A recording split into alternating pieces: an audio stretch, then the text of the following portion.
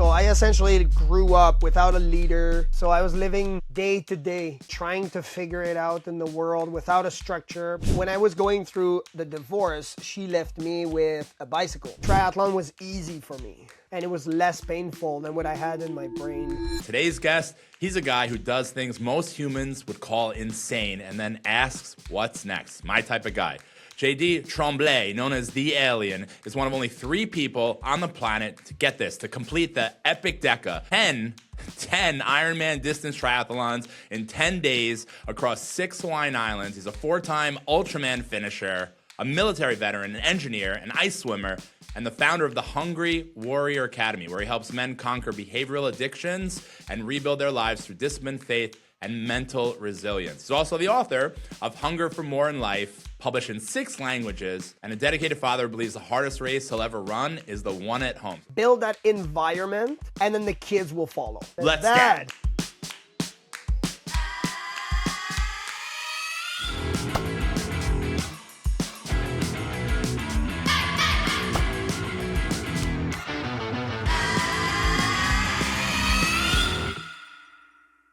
So JD, after spending time with your story, man, I'm excited to connect. Welcome to DadderUp. How are you? I'm doing well. Yeah. What I like about the intro is that I was talking on another podcast yesterday, and we were chatting about titles. And again, a lot of people are going with, what do you do in life? And really, to bring in the fatherhood, I think is the first job that we have as humans. And I don't separate leadership performance from fatherhood. So I like that you're bringing the fatherhood as my first job.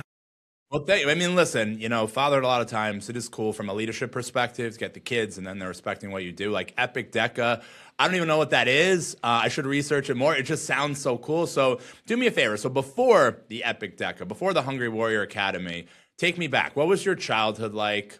And where did this hunger first show up? I was 17 years old. My parents were going through difficult divorce, and went to my mom, and she said, all right, I don't want you in the house anymore. You're about to graduate high school.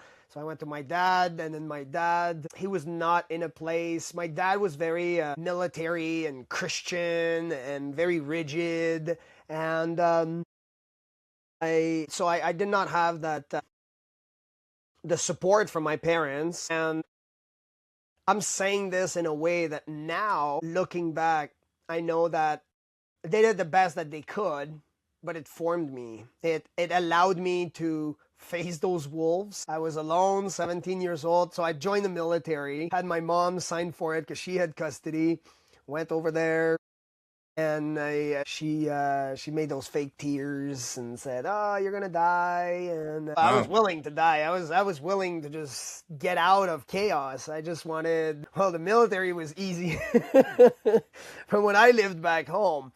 But again, the brain is meant for survival, and so you must face those difficulties. Now, I recommend that you don't just throw your kids out of the house just for the fun of it, but you must face those difficult moments, and that's what I did. So I joined the military and had to make my place in society to essentially find what I was good at, because now there was no support system. For me, it was just, well, the boys in the military, that's it. So I learned in a rough way, I would say.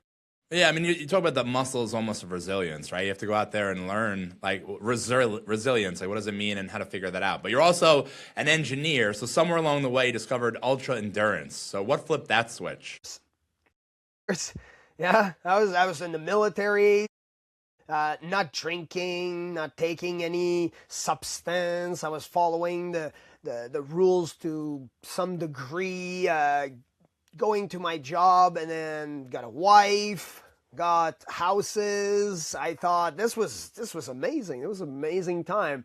And now you're thinking, well, you got the wife, you got the kid, you got the houses, you got the brand new car. Everything seemed to be working well. And then to skip on the negative sides, I went through the divorce, essentially, to show how how I came out of this. And when I was going through the divorce, she left me with a bicycle. And she said, well, it's fine. He never used it in like 5 years. Like, this guy is. So she left me with a bicycle, and I started biking to work. But I already had my name on a plaque, like in gold, at the dive unit as a diver on fleet diving unit on the Pacific coast. As a runner, I knew how to swim, definitely. So I was swimming, biking, and then running. So I was going to work, and one of my friends came to see me, and he said, JD, sign up for a triathlon. You must sign up for a triathlon. So I did my first sprint in 2013 as I was going through this mental breakdown. So he did not know how to explain it to me or how to coach me he just said, sign up. It's going to change the pain from one location to another. And I discovered that what I was having in my mind, everything that I was going through was more painful than the actual triathlon. Like, triathlon was easy for me. Going through this pain you have pain in your hip, you have pain in your back, and it was less painful than what I had in my brain. So I just went through the divorce, and that's what got me into triathlon, was this guy that just said, and he was a dad, and yeah. I feel like a lot of entrepreneurs, were victims of some form of childhood trauma. And you talk about mental health, and when things, especially when you're younger, 17 is a big age, the house life, as you're supposed to come off the ledge, right? As the house life becomes volatile, what are some of the things you're telling yourself? And then obviously, subsequently, you unfortunately got a divorce, so it's the same thing. So how did you deal with, what are some of the thoughts that you caught yourself telling yourself? I can share, for example, myself. If I'm a child of divorce, as they left, sometimes you're like, well, clearly I'm not worthy, or I'm not good enough, or they don't care. And you feel like almost like lack of love when the house breaks up, and then that starts a whole negative kind of cycle. Did you experience, I know you said the physical really helped, but what were some of the thoughts that went through your head? What are some of the things you had to work through? Because everyone always sees you're an entrepreneur, you're very successful, you're on all these podcasts, right? You're the man, but like clearly you've had your moments where you have to kind of work through that. Yeah, of course. For me, I did not understand what it was to live without a dad at that age, especially in those formative years. To me, I started unknowingly, I was looking for all of these men to mentor me. I was always looking for that specific person, not to pick me up and cuddle me and rock me in bed, but more so in the military. I was looking at these guys and thinking, wow, these are the men that I should follow, or is this what a man looks like? And I had to make my own decision with the decisions that they were making, and I had to see what I wanted to do. So I was going through this when I was living without a father, and now looking back, I would say, the best relationship with my dad now. It was just a phase, and he apologized, and we moved forward, and now I texted him this morning, I love you, Dad, like, so much. Like, we're having, he's coming in next week for March break, and I'm taking some time off. So to me, we're really like a team now. I really thought that this relationship was broken forever, that I was never going to see my dad. So immediately I started shutting my brain to having this relationship. I thought this was not going to happen again, which helped a lot, because now if all of a sudden I was in a position where I was seeing death or pain or any form of unhealthy behaviors, automatically my brain would be able to shut off, because I already lost that love. So feelings were gone. I was able to just move and do things that other people had more empathy towards. For me, it was just, all right, this is a job. That's it. If my parents did not love me, or And a lot of people would say, well, they loved me in the way they wanted to love me, or they were able to at the time. The way I can frame it is they made mistakes, and now I'm looking at the way I parent. I understand, okay, I'm going to make mistakes too. I do make mistakes with my kid, and I just have to apologize. A lot of people say be the bigger man. That's not true. It's just be a mature person with standards and values and follow those values. Essentially, the way I can frame it is build that environment and then the kids will follow. Build that framework and everyone will be coming to see you to be that leader. So I essentially grew up without a leader, and those thoughts were they led me to those dark thoughts for sure. For sure. For me it was what is it going to be? Like, am I going to be alive? So I was living day to day, just going through the motion, trying to figure it out in the world without a structure, because without a dad, he's the leader. He's supposed to be that strong tower. He's supposed to be that person. And now looking back, it happened, and I'm excited that now I became that person. But I wish it would have been different. It's just, I mean, that's the thing. I like what Ben Shapiro says. Facts don't care about your feelings, what he says. So to me, it wasn't that living about feelings. It was more about, okay, I'm thinking this way. How can I reword it? Or how can I reframe it? And now I'm reframing how I lead my son through this. So creating standards for him and making sure that the framework is fine for him to grow, and creating these environments that he can thrive. Yeah, I appreciate you getting vulnerable. A lot of entrepreneurs, you go through some stuff, and you're just talking about a lot of psychological defense mechanisms, so you're able to, with whatever experience with your father, do that, which in some ways it's been proven it actually helps. A lot of entrepreneurs, we deal with chaos, especially if you're going into the military. It's chaos environments. So if you learn that at home and psychologically, you learn how to handle that, especially emotionally, it obviously in a good way helps in the military, but sometimes it's kind of like a bittersweet way to learn something. But let me ask you before we get into the next topic point, or more so the rest of the conversation, I'm just curious. I am excited that you have a better relationship now with your dad. The same thing happened to me.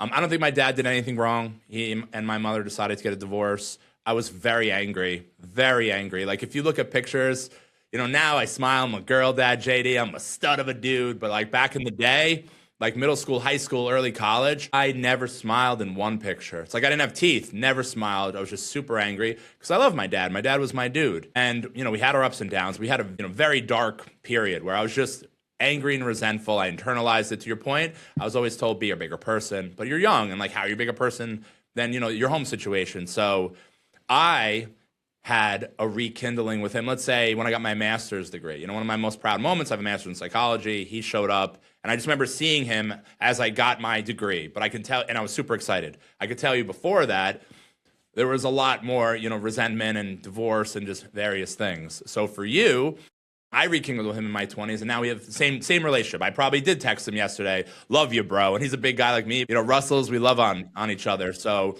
but for you, number one, I'm excited that you're at this point with your dad. But number two, more so, my question is, if he could have, if you could say, Dad, if you were sitting with him, whether you're having a beer, you're doing a triathlon, or whatever you guys do, you're like, Dad, wouldn't it have been cool if you could have done this instead? When I was 17 and like whatever happened, you obviously were going through something with mom. I get it.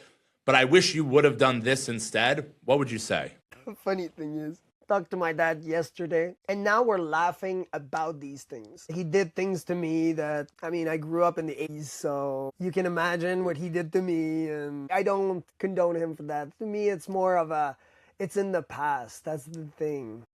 See, I talked to him as, what can you do now to move the needle to have a better relationship? So it's not to hold a grudge on it. I'm having these thoughts sometimes where I say, I should have done this with my kid.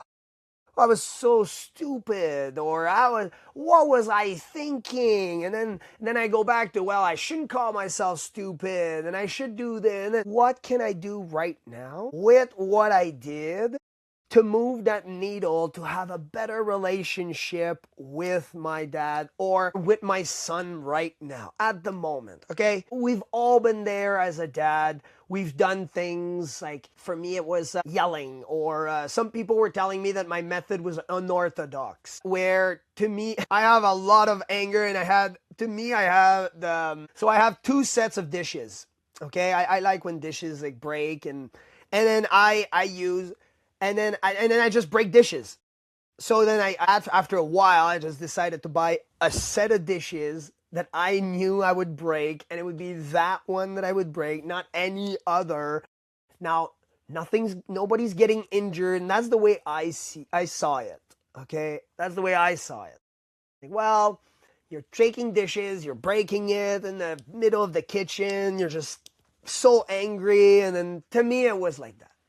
Now looking back, I'm thinking, that was a few years ago. What was I thinking? Why am I doing all of this? Why am I justifying breaking things or even purchasing items to break in order to break them, to justify my anger? And then you justify it sometime with the Bible, where I'm going, well, I'm not breaking anything, and I'm not sinning technically, because all I'm doing is I'm getting angry, but I'm releasing it. So it's really about thinking about the future.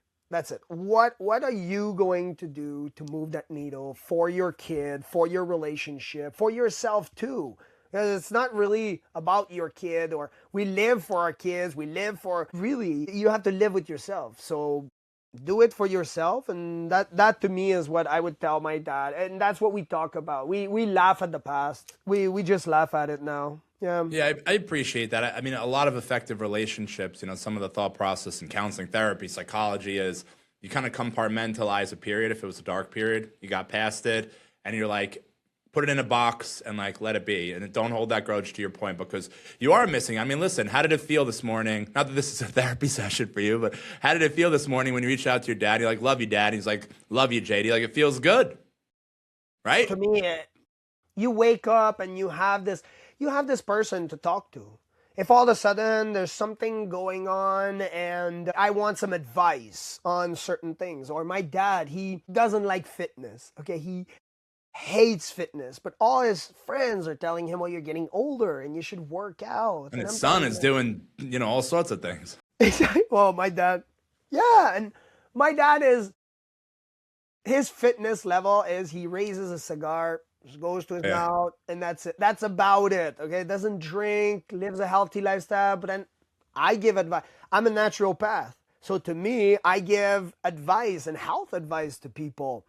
So I told him, well, you don't really need to work out, Dad. You don't. Like, there's no need. There's no reason why anyone should work out. None. Other than for mental health, or adding stress to your life. That's all you're doing when you're doing it. I'm doing it because I'm enjoying it. I'm enjoying that pain. But otherwise, if you have good nutrition and sleep and all of that, there's no need. So he asked me a question about that. So that sense of knowing that you have that person, you can have exchanges, and we have tons of projects together, and he really complements it. Where on the same year that I did the Epic Deca, I called him and I said, do you want to crew for me? Do you want to be in the car behind? And he said, JD, look, I can't. I just can't be in Hawaii with you, because I don't even know where I would start to crew for you. And he said, I'm going to see you in so much pain. I don't want to see my son in that level. So he said, I don't even know how you will react. You don't even know how you will react. This has never been done in history. So he said, I don't want to do it. So I picked up a crew. But later the same year, I was going for Ultraman World Championship, and that's the entire island. It's like double the distance of an Ironman over the span of 3 days with a cutoff of 12 hours. So it's a large event. And swimming, biking, and running the entire big island of Hawaii. So I called my dad and I said, Dad, I want you there. And there were people in his entourage that did not want him to go. They told him, you're not going. And my dad said, no, that time I'm going. I flew him to Hawaii, Paid for Wow. hotels, meals, cars, I just said, let's go. We're going, and we're having a father-son moment. Obviously, there were other people in my crew, but and he did not know how to cruise. So I said, you're gonna drive the car. You like driving? He said, yeah, I like driving. All I need is that I can smoke cigars. So I said, well, not in the car, because that's. But I said, if you want to smoke cigars outside of the car and anywhere else, not in the hotel, then that's fine. And my dad had an amazing time, and now we're looking back at what can we accomplish together and projects. We went to Kenya and we donated clothes and sports equipment, and I did a lot of the others, but I prepared everything. And my dad just follows. He loves it, and we have this amazing relationship. I appreciate you opening up about your dad. I mean, you've done a ton of podcasts. I'm not sure you go into like, the dad vibe stuff. So, but I appreciate that. Listen, it goes without saying. I never. This is the first time I do. I know, I appreciate, but listen, it goes without saying, even the most successful people, a relationship a boy or a man has with their dad, it's very important, especially at integral year. Same thing for a girl. The relationship that a girl has with her dad is super important. But it's really nice to hear that you were able to kind of compartmentalize the time. And listen, I'm sure everyone has their reasons. You weren't in his shoes. But the relationship you have now, today, moving forward, sounds exceptional. So to me, it's really nice to hear. It's a little bit bittersweet because I have a similar situation like you did.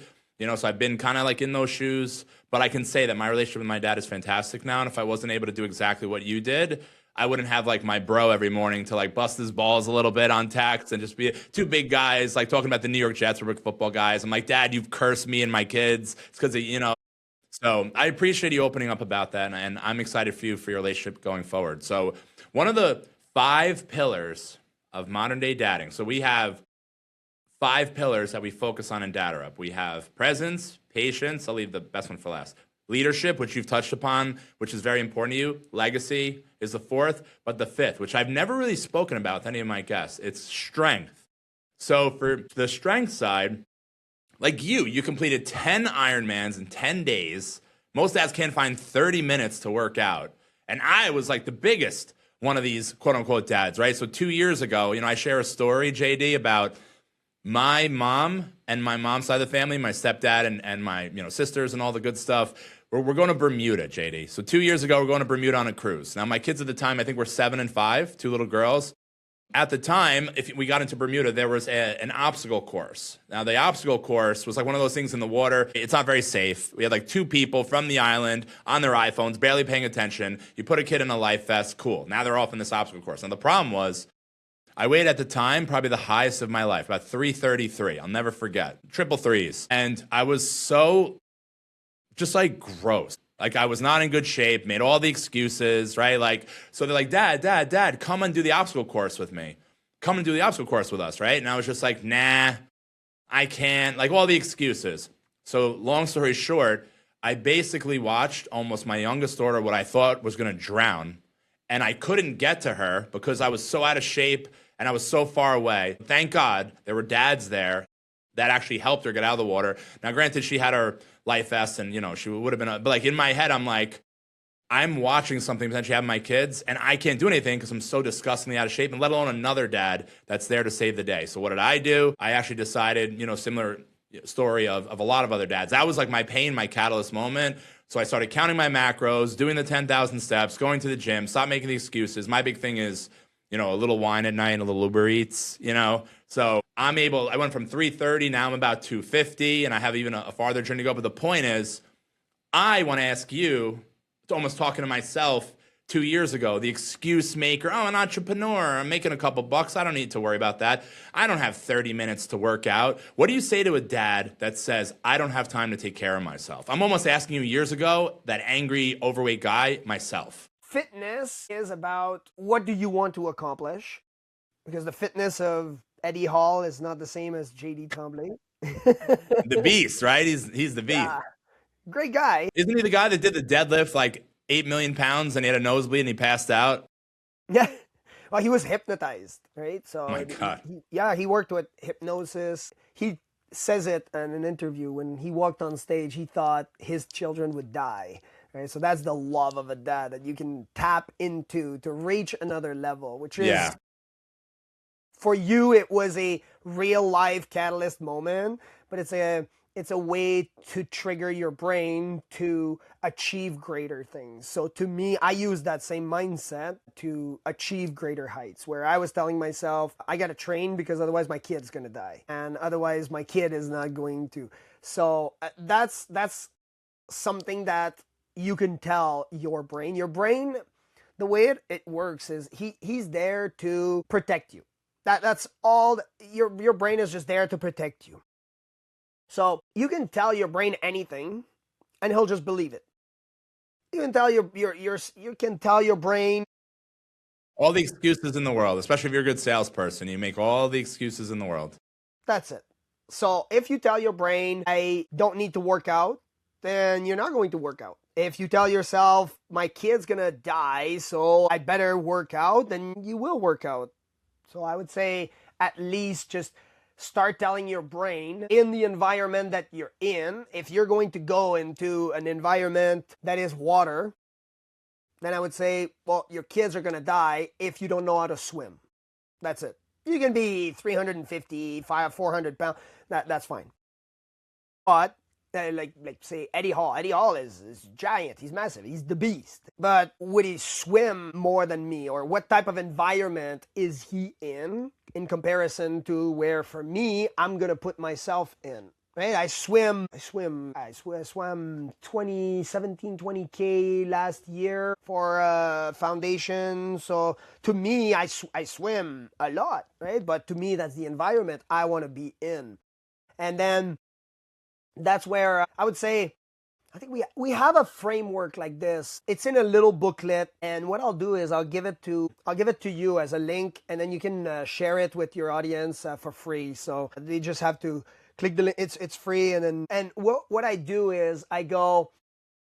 There's an acronym, and it's called STAND. And that's the one that I use to create my like the way that I raise my kid, essentially.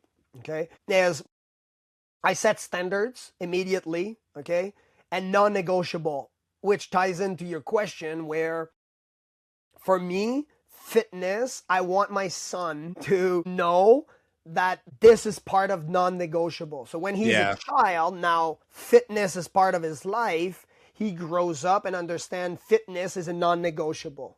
That My dad did not grow up in that type of environment. Did. So now I want him to have that. So for him, that would be part of a non-negotiable. Then I go with training together. And that can apply to anything. When I say non-negotiable, if you want your kid to become a doctor, okay, instead of saying you're going to medical school and that's it, your grandfather was a doctor, I was a doctor, everybody's a doctor. Instead of this, how about you create that non-negotiable where you're talking about the medical field and what are the benefits of being a doctor, or for me in my case, being in fitness, and then you train together. For me, I had a sled because I live up north of Quebec with the snow and with mountains. So I built a sled. I would put my kid in it, and he could come out in and out whenever he wanted. I would hook up the sled with a bunch of carabiners and ropes, and I would train with him where he would be in the snow, playing with sticks outside, climbing mountain. When he's tired, gets back in the sled, and I'm pulling him. I'm climbing a mountain with snowshoes, and my son is in the back. So to me, it was a non-negotiable was fitness. Training together is the T. Again, the acronym is STAND. A would be authority. Okay? And the authority, a lot of people see it as, well, I'm a father, I need to be strict, I need to yell at them, or there comes a point, maybe if it's an emergency. But the authority, the best authority you can have on anyone. There are coaches out there that have no certification, no degree. But you know what? They have that example. If all of a sudden you have a guy that is able to accomplish all the physique you want, you're going to hire him as a coach because you want that physique. You want to achieve what he achieved. The guy's a multimillionaire. I'm coaching you on how to be a multimillionaire. Well, you're just going to close your mouth and listen to him, definitely. So as a father, I strive, I learn, I get this, again, hunger for this, to have that authority on my son, but based on my example, based on being an example. Then the N is nervous system regulation. How are you staying calm? How are you recovering?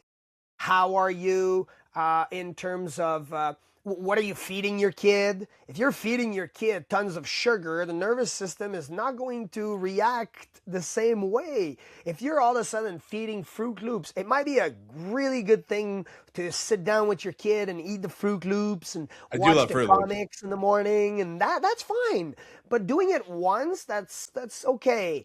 But now you're doing it multiple times and you're feeding carbs and sugar right in the morning for your kid. You're not starting his day the appropriate way. So how are you stimulating him? One of the video games, right? I'm not talking about a kid who's going to go to esports and become a millionaire. And there are these types of dads, but for the majority, they're just playing video games because they want to waste their time because they don't have a good dad or a good mom. That's for the majority. I'm not saying all of them, but it's the majority of them. Video games should not exist. It's an overstimulation of your nervous system.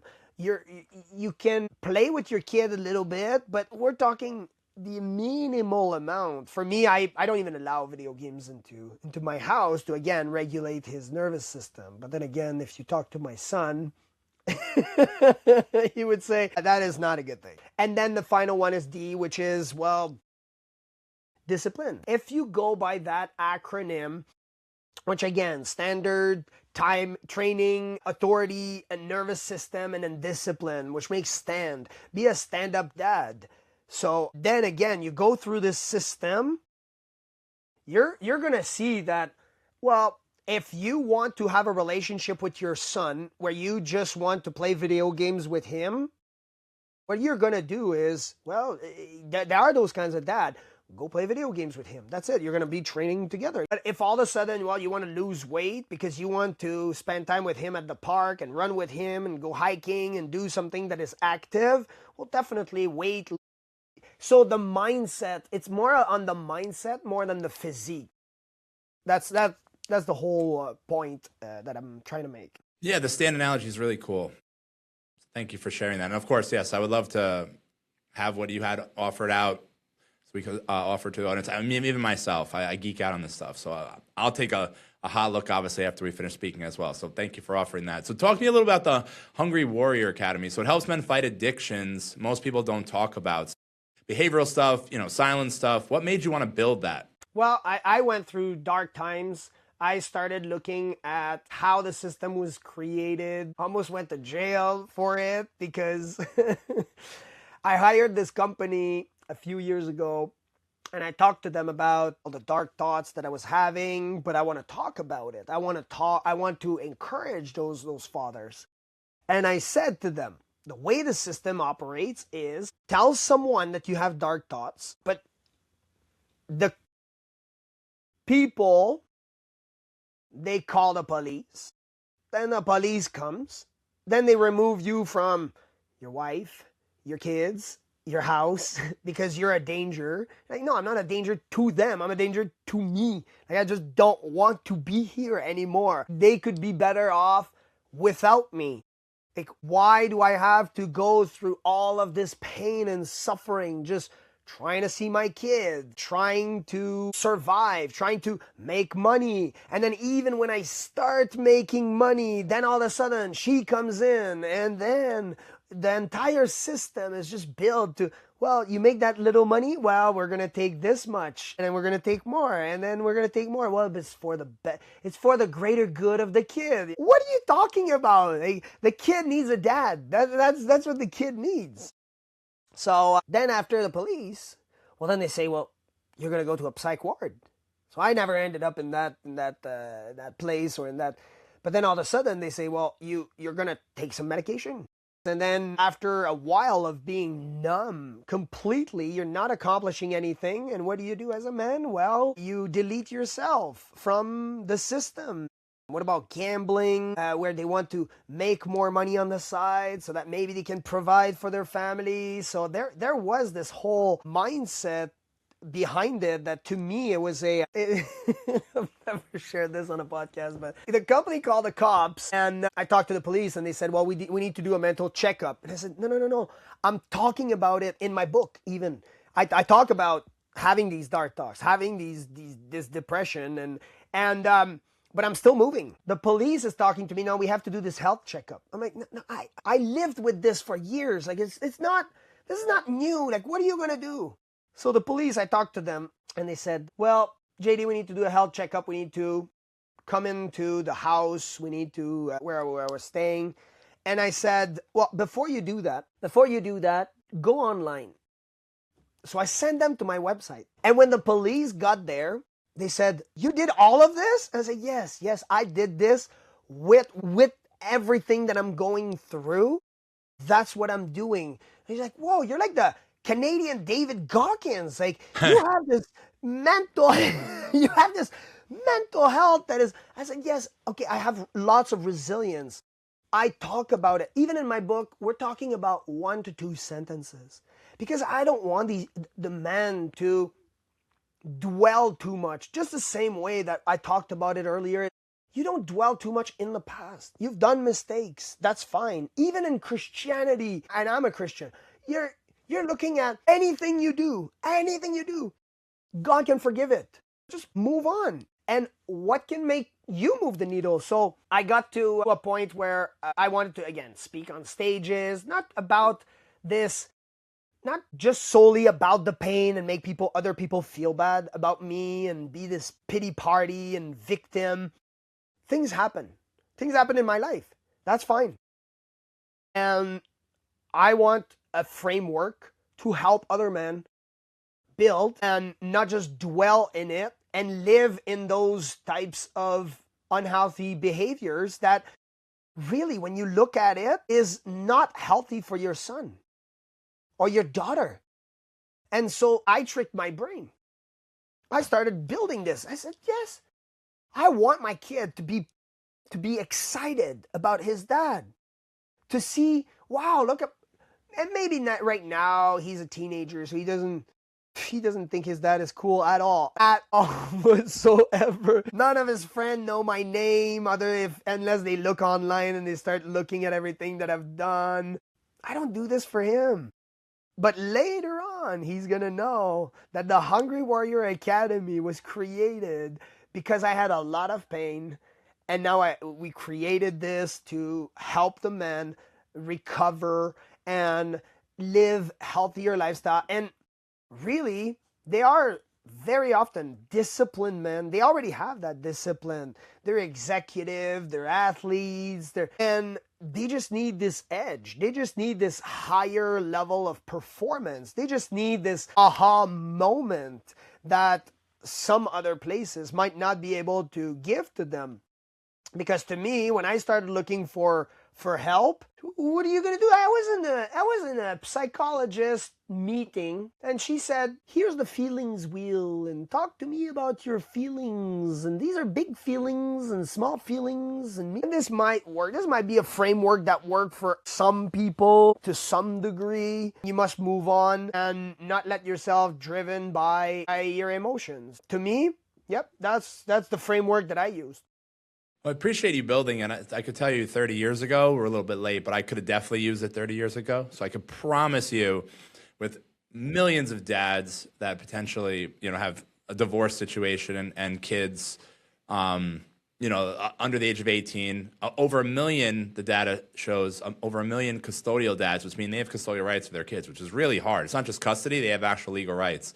I'm sure there's a lot of thought processes, headspace issues. So, I appreciate you making that academy, and I'm sure it could do wonders for everybody. So talk to me a little bit. You brought up your son. Talk to me a little bit about your son, how, you've raised 6 Hawaiian Islands, published a book in 6 languages, served your country, built an academy, which I'm super interested in myself. But when your son grows up, I know now he's in like my older daughter calls me cringy. I don't think your son calls you cringy, but Worse. in the Russell house, we're rocking the cringy. Yeah. So when he grows up and he thinks about you, what do you want him to remember? I want my son to remember. I'm a Christian, so definitely it's going to be about God. Because they don't see, like, you're not God, but you're laying down that framework for him. You're laying down these standards. And that's what got me back on track. Was, for me, my dad was really, really following, being an example as a Christian man. And eventually I said, I want to follow this. So I went through some difficult times, and that's what got me back to that path. So I want my son to remember that his dad followed the standards and the values of Christianity, so that one day he won't have to look at his dad, because his dad will be gone at some point, but to have that framework that is already built, that was built thousands of years ago in different letters from different people and all put together into one book that coincide to have all of these values. I want my son to be able to know Jesus Christ and to know that there is this framework, and to be able to make his own decision. If he wants to not follow that framework, that's fine, but he will know that his dad followed it to the best of his ability. You know, the cool thing is, JD, the cool thing is that you show up every day, it sounds like. You know, a lot of guys, myself included, if you didn't do the thing, right, I say, you know, weren't doing the right present stuff with your kids, or maybe lost your patience, well, they try to, hey, guess what? Over December, we're going to go away for a week. They try to buy it, or they try to shortcut it. So it just sounds like you're leading by example, and you want your son to know that every day you showed up and gave your all, which is super cool. Yeah, and on the same line as this, and your fifth pillar, which is strength, I'll try to frame it in a way where you don't build strong kids. Like, I never built a kid that was really, really strong. Like, you don't build strong kids. What you build is a strong environment, and then they adapt to it. That's what you build. That's a cool analogy. Yeah, because if you build that framework, and in essence for me, it's, well, in terms of value, it's Christianity. That's it. You will abide by Christian principle. You don't have to pray to God. You don't have to be Christian. But these are Christian principles, right? They're the type of people that will enter this house. They don't have to be Christian, but they are to abide by the Christian values. They're not binging on alcohol. They are not sexualized. In this house, this is what will happen. That's so your this playbook. Is in terms of value. So again, this is the environment that you're creating for your son. If you want your kid to be into fitness, again, create that environment, and he or she will adapt to that environment, which again, if you have that strong environment, that kid will remember. Even if they don't realize it, we just talked about it. They don't realize it. They're teenagers. They hate you. Yeah, I mean, you have the, yes, my son, okay, he doesn't like me, or he says he doesn't like me. My dad doesn't talk about his dad. Wait, you got the dad who has this resume that is an entire book. You had to write a book about his resume, and somehow your kid hates you. So if you are only A and then fill in the blank and your brain goes to there, don't worry, because my kid doesn't like me and he's a teenager. He'll understand much later, and then he'll say, yeah, my dad's really cool. Come on, he did all of this, and yeah, especially look at you and your dad now. So I'm sure it's just, you got to get through some of my the dad is chapters of the amazed by book. it.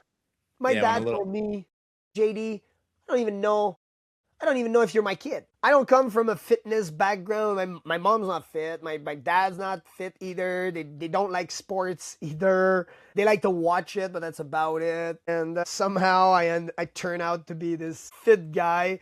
So I think it's You said it earlier, show up, and I just added to it to build that strong environment. And once you build that strong environment, they'll just have to adapt. But if you are that pillar of strength to them, then that's what they will remember. That's what they will remember. And that's what they will want to emulate. Appreciate that. That's great advice. We're going to go into our Flex Fire segment. So I'm going to ask you a bunch of questions. You're just going to give me a quick answer with no explanation. What's one non-negotiable daily discipline that every dad should have? Sleep. Yes. Complete this. Complete this sentence. Legacy is Jesus. a myth about mental toughness that needs to die. That you are to do it alone. It's really good. Best advice you'd give a dad who's in the worst shape of his life. Start somewhere and ask questions. Day 7 of 10 Ironmans. What's going through your head? I wanted to die. And the last one, it's my favorite always. So if fatherhood had walk-in music, what's yours? Christian music, definitely. For sure. Yeah. All right, cool. Thank you so much for giving me the opportunity to get to know you. It was super cool hearing about your dad and about your son, about the academy, so I appreciate that very much. You know, the races, the recovery work, the way you show up for your son just in general, that's a full picture of what we're building at DadderUp. Discipline, presence, and legacy all in one. You're officially part of the brotherhood, so I appreciate your time. So we close every episode with a Dadderian creed, and then you, JD, take us out. Cool? Excellent. All right, here goes. So, our Dadderian creed. I'm a dadder. I don't chase perfect. I chase presence. I lead quiet and confident. I build my family, my foundation, and my legacy. I take reps in patience, discipline, and love. I break old patterns, not promises. Legacy isn't someday, it's today. JD, take us out. Let's dad. There you go. Thank you so much, JD. It was super cool getting to know you, and thank you so much, guys, for tuning in. Until next time, we'll see you then.